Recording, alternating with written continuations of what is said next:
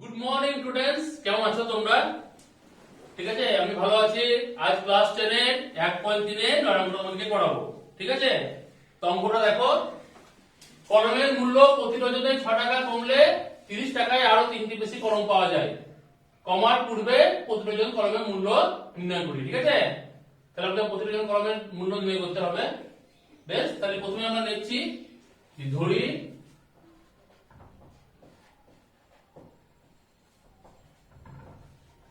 প্রতি dozen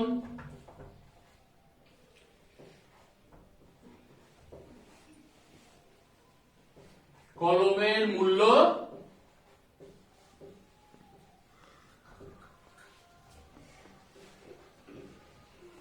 x টাকা। ঠিক আছে, তাহলে প্রতি ডজন কলমের মূল্য x টাকা ধরলাম। এবার বলছে কলমের মূল্য প্রতি ডজনে 6 টাকা কমলে 30 টাকায় আরো 3টি বেশি কলম পাওয়া যায়। লিখবো আবার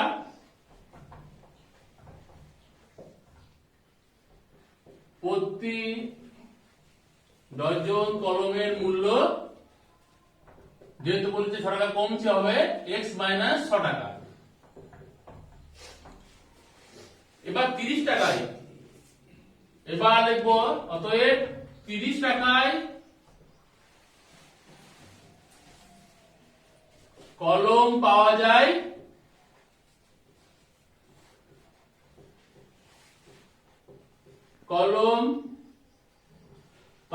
যায় সমান হচ্ছে 30/xt।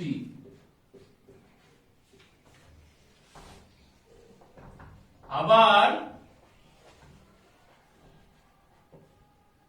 30 টাকায় কলম পাওয়া যায় 30/x মাইনাস 6টি। ঠিক আছে, এবার 6 টাকা যদি কমে তাহলে 30 টাকায় আর 30 বেশি কলম পাওয়া যায়। তাহলে লিখবো সত্যে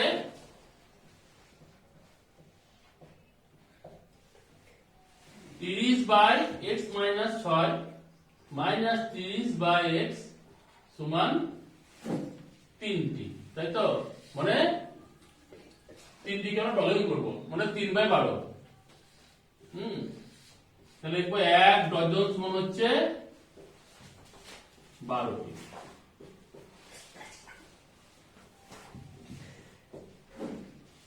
বা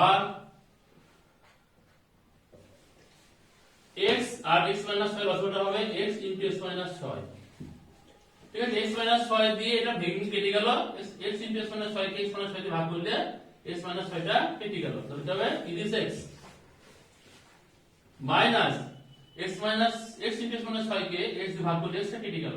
কি হবে 30 ইনটু x মাইনাস 6 সমান, ঠিক আছে, 3/12। বা 30x মাইনাস 30x মানে এটা প্লাস হয়ে 180। 30 দিয়ে x কে এবং x মাইনাস 6 কে গুণ করলাম, এটা গুণ করলে x স্কয়ার মাইনাস 6x সমান, এটা কাটলাম 1 1 4 হলো 1/4। 30x কাটলো, বা 180/x স্কয়ার মাইনাস 6x সমান হচ্ছে 1/4। পাশে করছি, বা কোনাকুনি গুণ করবো x স্কয়ার মাইনাস 6x সমান হচ্ছে 720। 180 গুণিত 4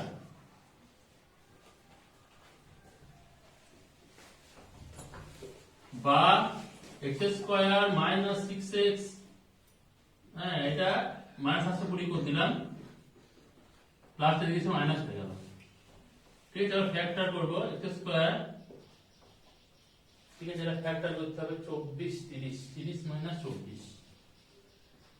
30 থেকে বাদ দেব 24, 6 হবে 30 6 24 6 গুণ 30 আর 24 গুণ করলে 720 হয়। x মাইনাস 720 মানে 0। বা x square minus 30x plus 24x minus 720 সমান হচ্ছে 0। বা এদিকে x কমন এলো x মাইনাস 30 24 কমন দিল x মাইনাস 30 হচ্ছে 0। তাহলে বা x মাইনাস 30 সমান হচ্ছে 0, x মাইনাস 30 আর x প্লাস 24 হবে সমান হচ্ছে 0। তাহলে হয় x মাইনাস 30 সমান হচ্ছে 0 বা x সমান হচ্ছে প্লাস 30, আর x মাইনাস আবার x প্লাস 24 সমান 0, তাহলে x সমান হচ্ছে মাইনাস 24। ঠিক আছে, আমরা কমন মূল্য তো মাইনাস মান হয় না, আমরা এই মানটাই নেব। অতএব প্রতিটি কলম মূল্য কত, কলমের মূল্য প্রতি ডজন হচ্ছে 30 টাকা। তোমরা বুঝতে পারলা? দেখো সবাই, আমরা কোশ্চেন থেকে 1.3 এর 11টা অঙ্কটা করছি। অঙ্কটা কি বলেছে যে x² + ax + 3 সমান 0 সমীকরণের একটি বীজ 1 হলে a এর মান কত? ঠিক আছে, তাহলে আমাদের এখানে কি a এর মানটা বার করতে হবে। ঠিক আছে, তাহলে আমরা অঙ্কটা লিখব x² + ax + 3 সমান হচ্ছে 0। ঠিক আছে, বা ঠিক আছে, এখানে কি b, তাহলে x সমান হচ্ছে 1, তাহলে x² + a * x সমান হচ্ছে 1 + 3 সমান হচ্ছে 0।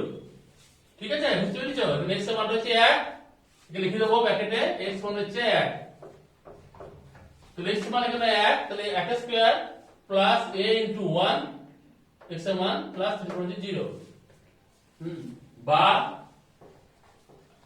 মানে সমান হচ্ছে 1, ঠিক আছে, a এর সঙ্গে 1 গুণ করলে a হয় + 3 সমান হচ্ছে 0, বা a + 4 সমান হচ্ছে 0, বা a সমান হচ্ছে -4, এই প্লাসটা দেখছি মাইনাস হয়ে গেল। এই ধরনের অঙ্ক প্রথমে খুব আসে, ভালোভাবে প্র্যাকটিস করবা, এগুলো ছোট অঙ্ক মাধ্যমে খুবই আসে। তাহলে অতএব a এর মান -4। অঙ্কটা কমপ্লিট হয়ে গেল।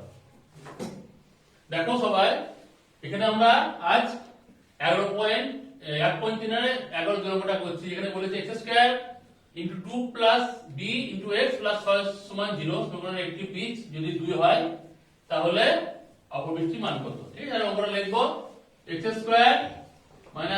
2 * b + x + 6 সমান 0। ঠিক আছে, এখানে x সমান হচ্ছে 2। হলো, তো আমরা লিখলাম, আমরা এখানে x এর মানটা 2 বসাবো। দেখো দেখো, বা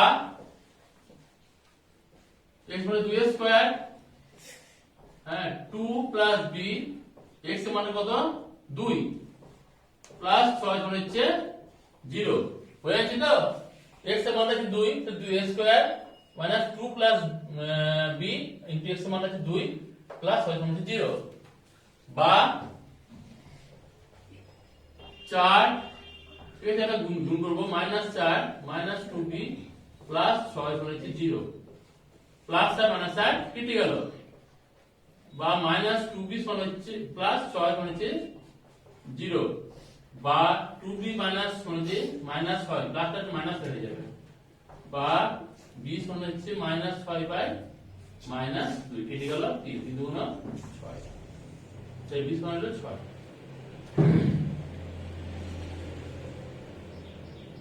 অতএব অপর বৃষ্টির মান